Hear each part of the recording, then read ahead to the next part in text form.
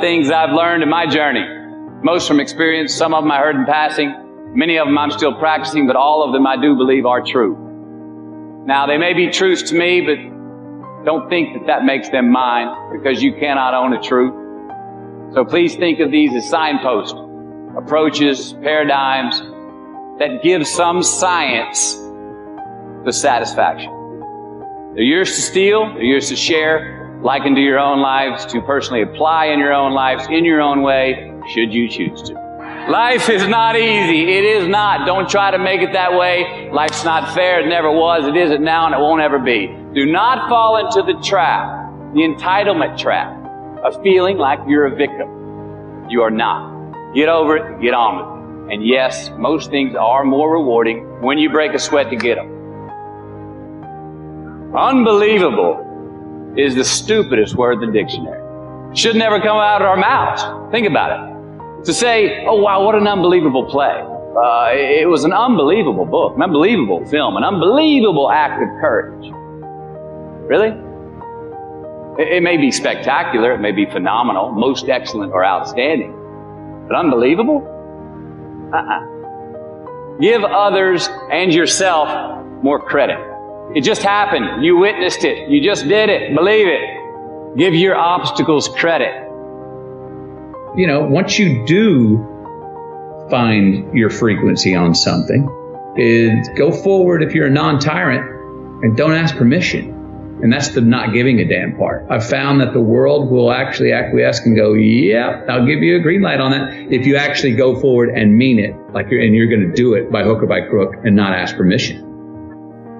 There's a responsibility to freedom, and that there is freedom in responsibility. You know, and that earn your way there. We remember the stuff we earn, the stuff we experience, more than what the teacher tells us or what someone gives us for free. We just do. We broke a proverbial sweat on it, whether it's mental or physical or whatever. We built it. We understand. We felt how we got it, how we achieved it, how we got what we wanted. Those stick with us. Whether we forget them intellectually, they were written in our lineage, and they build resilience, and they build a healthy, true optimism going forward to know that, oh no, I've worked for something before and achieved it. Delayed gratification. Oh, there are choices I can make today for myself that will pay me back later in life. So there are choices we make. If you're going to say right now, I'm going to lie, cheat, and steal to get what I want, and I got it. I got an immediate green light for me. That's a battery-powered green light. That's not a solar-powered green light. Why? Because now, everywhere I go, I got to look over my shoulder to see if someone's there that I lied, cheated, and stole from. And when I'm doing that, I'm stealing whose time? My time. I'm not free. I don't have the freedom. I didn't create freedom in my future because I chose to make an irresponsible act that I left crumbs. I've now got reasons to look over my shoulder. And the more things we do to create in our future that we got to look over our shoulder, the more of our most precious thing we have in our life's time that we're stealing from ourselves. So it's not puritanical. It's just like, it's actually self-serving. It's a very selfish choice. And I'm a fan of the word selfish. I've helped redefine it. But I believe that there are selfish choices we can make that are the most selfless, that there are selfless choices that we can make that are the most selfish choices. Those two are not a contradiction, and we see them that way. Responsibility is appreciation of a past. It's building of a lineage. It's investing in ourselves. It's investing in something we started to build yesterday that we want to take into tomorrow. There's a response that gives us freedom. Look, the first step that leads to our identity in life is usually not, I know who I am. I know who I am. That's not the first step. The first step's usually, I know who I am not. Process of elimination. Defining ourselves by what we are not is the first step that leads us to really knowing who we are. South of New Orleans a few years ago, and I went to a voodoo shop, and they had this wooden partition against the wall with these columns, and in these columns were all these vials of these magic potions, right? And the headings above each potion defining what they would give you were things like fertility, health, family, legal help, energy, forgiveness, money. Guess which column was empty?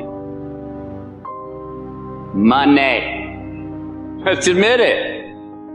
Money is king today. It's what makes the world go round. It is success. The more we have, the more successful we are, right? Now, I would argue that our cultural values have even been financialized. Humility is not in vogue anymore. It's too passive. It's a get rich quick on the internet, richest 15 minutes of fame world that we live in, and we see it every day. But we all want to succeed, right?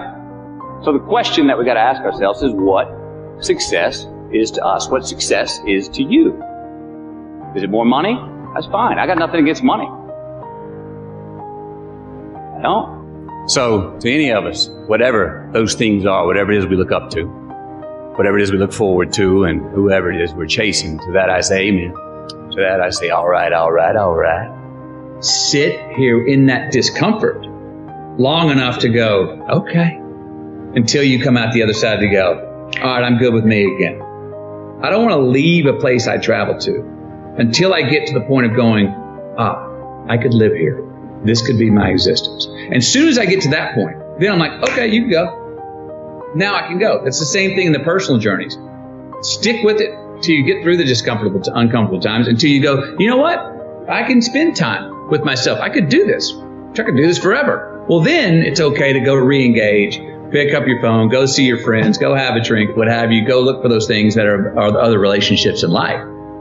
But hopefully not until. There's great value in not doing that until you go, I'm good with me and me for right now. So be brave, have courage, and when you do, you get stronger, you get more aware, you get more respectful of yourself and that which you fear.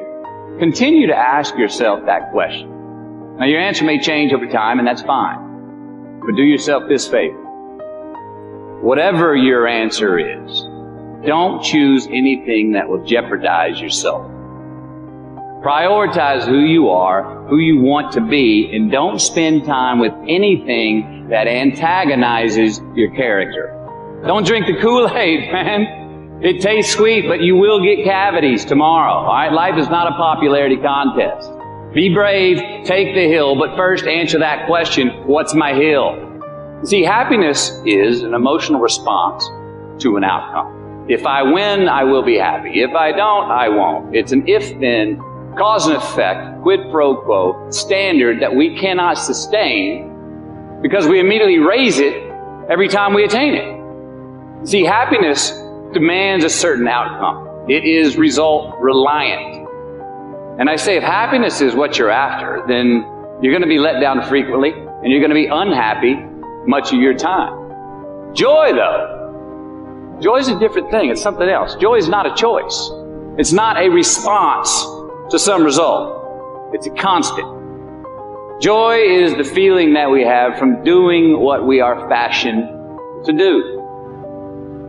It is just as important where we are not as it is where we are.